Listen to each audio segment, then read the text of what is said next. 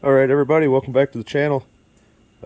Just going to do kind of a quick update video and a little bit of product placement today, I guess. I guess I should point out that I'm not getting paid to endorse these guys at all. This is the injection pump place that I use. They ship. He's got people. He does international work. He's got one guy out in Australia, I guess, that does a lot of work on diesel engines and stuff out there. He's got a shop and he sends everything here. Real good guys. I got a little clip when I was up there yesterday, just kind of talking with him, and I wanted to put this out. I've seen guys arguing about the smoke screw, that smoke screw argument. The smoke screw doesn't turn up horsepower, it doesn't do this, people will argue with you tooth and nail about that. Well, I've got it straight out of the horse's mouth, so to speak. I'm going to go ahead and play that clip. First, I want to talk about this flag. A friend of mine, Brad Kuhlemeyer, builds these, if I could talk. He's got a channel, link will be in the description. Not only is this an American flag, and any American would be proud to own something like this, any true American. Brad's a retired Marine, so it brings a whole nother level of awesomeness to it, to me. This was made by a retired Marine, and I mean, it doesn't get much better than that. These are decals. I've got a picture that he sent me. I'll put that here.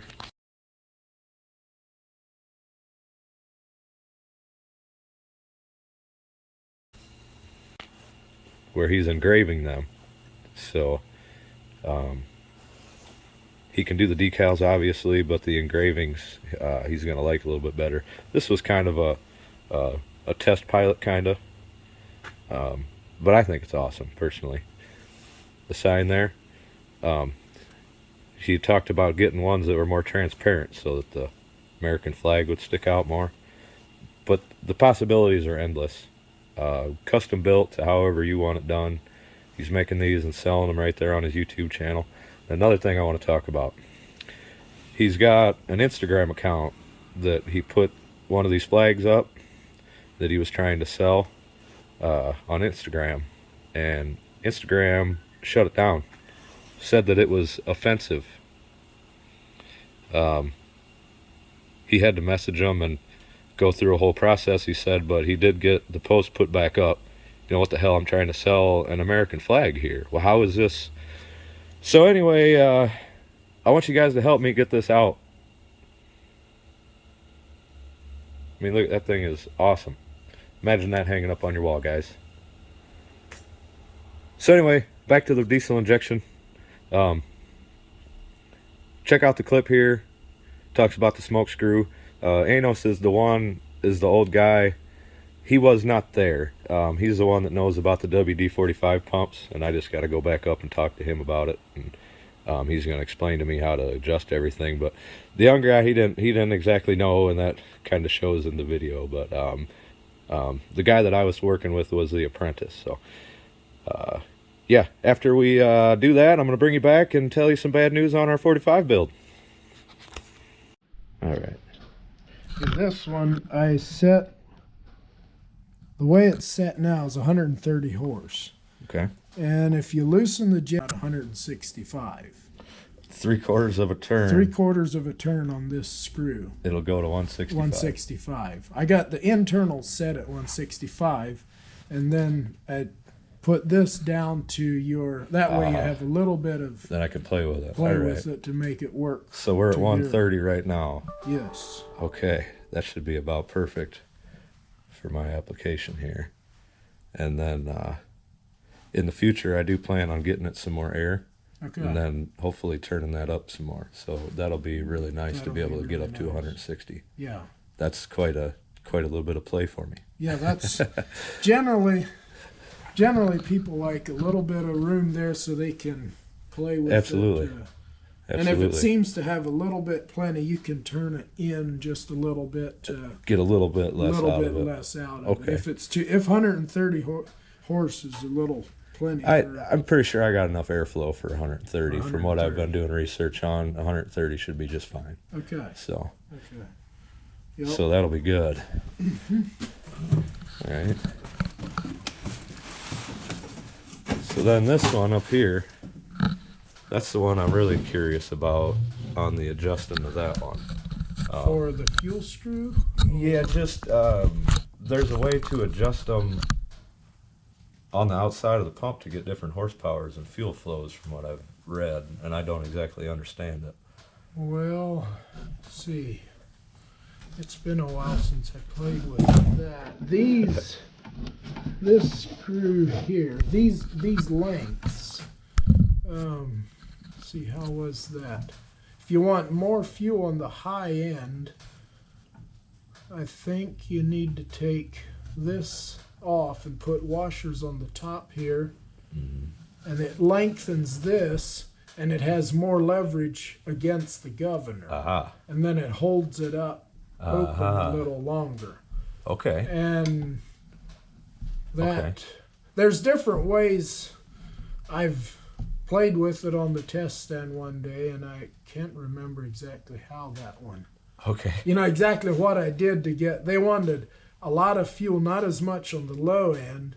I mean, if you do that, you really lose on your low end. The low end. So once you start dragging down, Yeah. then she's about done. She's done Yeah, for. she's done for. Okay. The way they're generally set up, the way when they drag down, it opens up and really gives it. So what would be So- like to get you a little bit more lug in the lower end? Would there be any way to set it so that you could, like for pulling, we'll be pulling, when we do pull this one, it'll be in a farm stock class to where 3 mile an hour, and once you get down there hooked up, you're in the low end of your RPMs. You know, you're not running the higher RPMs.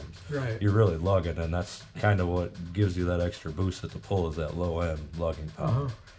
Well, this one is set. What is that one? It should do fairly well.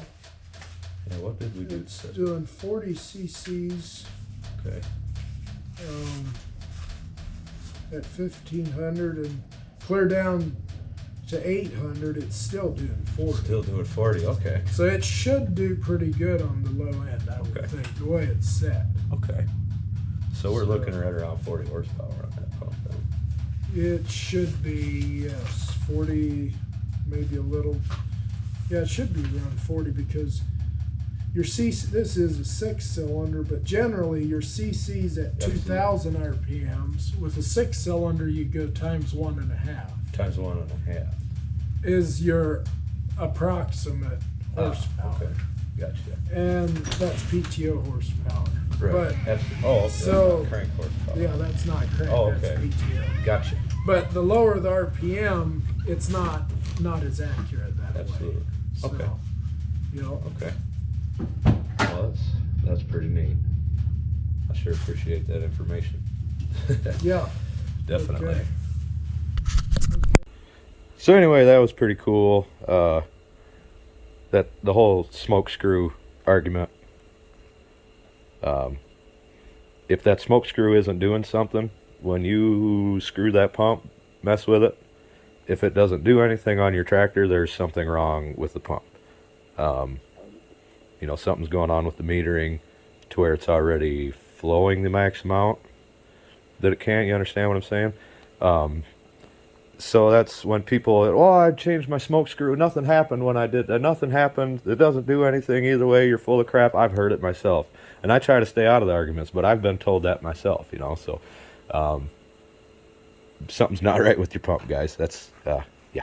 Anyway, moving on. Smoke screw. 35 horsepower difference. Awesome.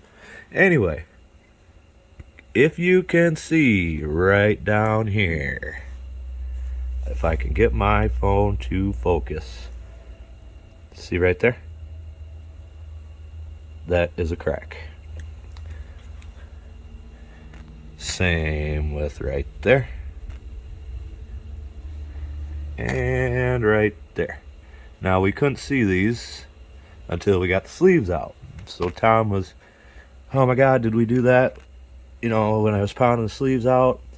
But I got down in here and looking, and there's rust inside of there in that crack. That's not a fresh crack. So Tom he was kind of down on himself. He thought that he did it, but there's no way. So we're kind of in the hunt for another block.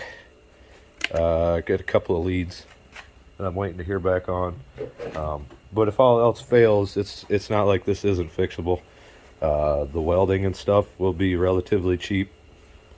It's the machine work to get them cylinder cups correct. So, but I mean, that is what it is. The head is MIA. We're here.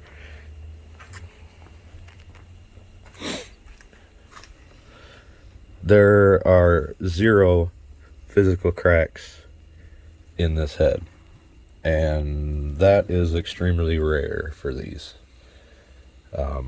Just talking with Ted a little bit, and he said, like, being that it was a power unit, it probably got heated up and warmed off correctly, or heated up and cooled off, right? You know, it went through the right cycles. Now this block, I'll show you. That's where it had cracked previously and was welded back together. So I'm wondering if, you know, it froze. I'm kind of curious if those cracks were in it when they fixed that, you know, from it freezing. Because it's not when you look inside of here, it wasn't a rod that came out that broke or anything. The way that the crack is, just the way that it looks like it was just, you know, ice blew out the side of the block. So I'm pretty curious if it was like that for the last however many hours this thing ran. You know, they fixed it and maybe it didn't run right, and there it sit on this. So anyway, that's where we're at. We've got a good crank. We've got a head with no cracks in it, and we've got all the, you know, we've got 2 pumps. So one way or the other, we'll have a good block. If this one ends up getting professionally repaired, or hopefully we can find another one, because I'm sure it'll be a little bit less of a price tag than getting this one repaired. So that is where we're at. We're still waiting for parts, and now once the parts come, there's not really much we can do with them. So switch gears a little bit and get the shop cleaned up, and go ahead and start putting that together the rest of the way. And I'm still got to get the oil pump and stuff up in there, an oil pan, and I got the pump back now, so I can get the pump and injectors and get the lines on there and stuff. Well, no, I can't get the lines. I got to paint them yet, but that shouldn't be too big of a deal. So that's where we're at, guys. Things moving slow. COVID slowed us down, and now we're waiting on parts, and we've got some more single-digit day temperatures coming up for about the complete 10-day forecast. So that's going to be fun. We had a couple of days of 30-plus degree weathers. It's like a heat wave around here, and yeah. So we're looking at more cold weather, which isn't going to help out the situation at all. So moving slow, but we are getting stuff accomplished, and I figured I'd just kind of bring you guys up to date on what was going on.